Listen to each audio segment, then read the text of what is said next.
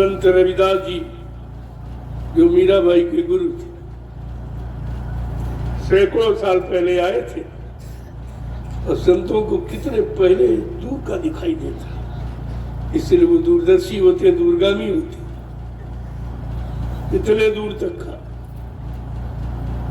सैकड़ों साल पहले आए थे और आज उनकी वाणी सामने घटित हो रही है। क्या कहा था उन्होंने अपनी ज्ञान पोथी में कि भारत में अवतारी होगा जो अति विस्मयकारी होगा, ज्ञानी और विज्ञानी होगा, वो अद्भुत सेनानी होगा, अनोखा सेनानी जो मार का खून खराबा तीर तमंचा भाला मच्छी बम नहीं फेंकेगा, क्या करेगा? अपनी वैचारिक क्रांति के द्वारा देश दुनिया में परिवर्तन करके दिखा देगा। ऐसी अवतारी वो है संत सदगुरु अवतार, वो हो चुका है। इनके यहाँ भी किसी का रास्ता देखने आएगा, कोई का संबल में आएगा, मुरादाबाद में आएगा, यहाँ अयोध्या में आएगा, मतलब कहीं नहीं।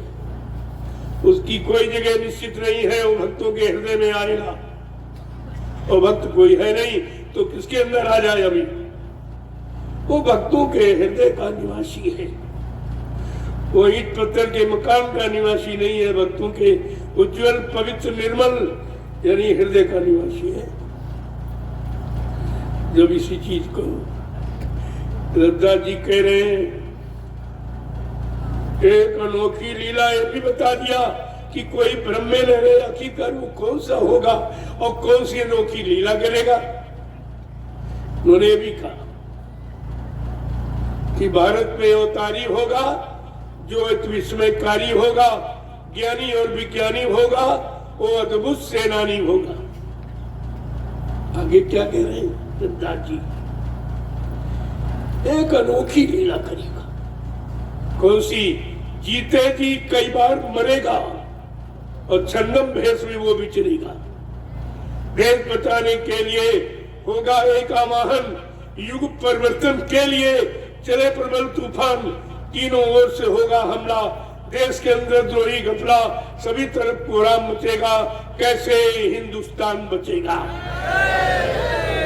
आज हिंदुस्तान बचाने की बात होनी चाहिए, कुर्सी बचाने की बात, मान सम्मान बचाने की बात, रैंक वैंक यानी ये सब रखने की बात नहीं। वो तो कोई नहीं करता, कोई नहीं करता। जो बचाना चाहिए उसकी चिंता क्यों? उनके बस की बात है। कोई काम आगे क्या कह रहे हैं और स्पष्ट करके, संत डरते नहीं है सच्चाई कहने में। उन्होंने स्पष्ट करके रविदास जी ने कहा था, जिसने भारत मां सताई, जिसने इसकी करी लुटाई, इस भारत माता की जय बोलने वाले ही भारत माता पर अत्याचार कर रहे, उनकी छाती पर उनकी औलादों का खून बहाया जा रहा। ये जितनी सृष्टि है ये भारत मां की गोदी पर पड़ने वाली है। आज कितनी निर्मम हत्याएं राजा के द्वारा, राजा के हुकुम आदेश पर व्यापार के दृष्टिकोण को रखकर कितनी हिंसा की जा रही। रविदास जी ने खोल के कहा है, तो कहीं छिप नहीं पाओगे, तुम्हारे छिपने की जगह उसको पहले ही मालूम है। जिसने भारत मां सताई, जिसने इसकी करी लुटाई, कौन कौन? नेता, मंत्री और अधिकारी, ये है लुटेरे। ये धरती मां को लूटने वाले तीन। संत रविदास जी ने खोल के कहा कि नेता, मंत्री और अधिकारी, एक दिन इनको जान बचाना होगा भारी। ये छोड़ सब मैदान भगेंगे, अपने अपने घरों में छिपेंगे। लेकिन वो महापुरुष क्या करेगा? वो क्या करने आया? कहा ढूंढ ढूंढ कर बदला लेगा, सब हिसाब चुकता कर देगा।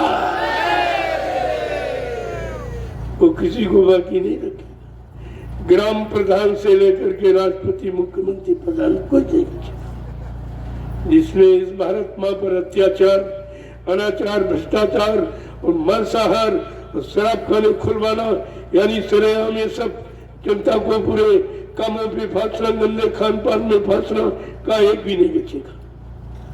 ये नोट कर लीजिए यार, कोई नहीं बचेगा। समय आ गया है, वो ज्यादा दूर नहीं है, बिल्कुल करीब है। वो जानते करने वाले, चोर जानता है जिस दिन पकड़े जाओगे निश्चित जेल जाएंगे, वो जानता है, ऐसा नहीं है, ये अपराधी सब जानते हैं। नेता मंत्री और अधिकारी, इनको जान बचाना होगा भारी। ये छोड़ सब मैदान भगेंगे, अपने अपने घरों में छिपेंगे।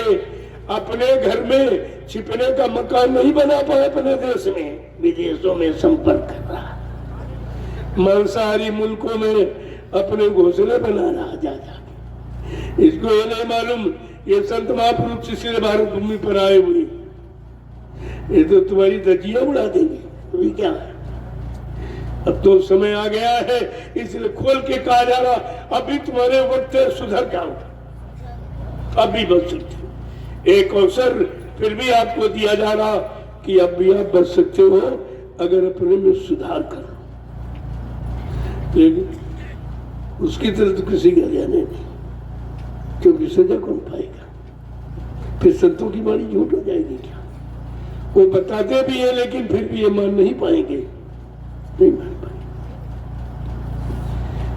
पहले ही बताया गया था जो तुमने भारत के गरीबों की, मजदूरों की, किसानों की, छोटे कर्मचारी, छोटे अधिकारी, छोटे व्यापारी, दुकानदारों से जो आपने धन लूट लूट कर टैक्सों के रूप में, महंगाई के रूप में, जीएसटी के रूप में जो विदेशी बैंक की तुमने भरी है, तुम नहीं जानते लेकिन महात्मा सब जानते। कहा उनके पास ऐसा कैमरा है, वो यहीं से बैठ के सब देख रहे हैं तुम किन किन विदेशी बैंकों में किस कोड नंबर, किस खाते नंबर पर कितना कितना किसका पैसा जमा।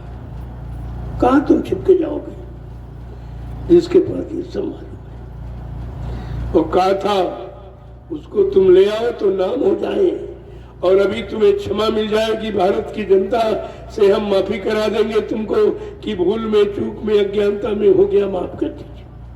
लेकिन अब कहने बताने पर भी महात्माओं के अगर नहीं माने तो फिर तो बदला आपको चुकाना पड़ेगा, वो तो देना पड़ेगा। तुम्हें इनको भी मालूम कहाँ है, ये समझते हमने विदेशी बैंकें भर दी, जब भारत पर मुसीबत आएगी, कोई सूखा, कोई बाढ़, कोई अकाल, कोई भुखमरी, कोई बीमारी, महामारी, तो हम तो देश छोड़ के बाद जाएंगे, घर बना लिया वहां चले जाएंगे। लेकिन तुम्हें नहीं मालूम है कि दूरदर्शी क्या करेगी, वो क्या करेगी, वो एरोड्रम पर पकड़ेगी तुमको, वो कहेगी इतने साल तुमने शासन किया है, इसका पूरा ब्यौरा दिए जाओ।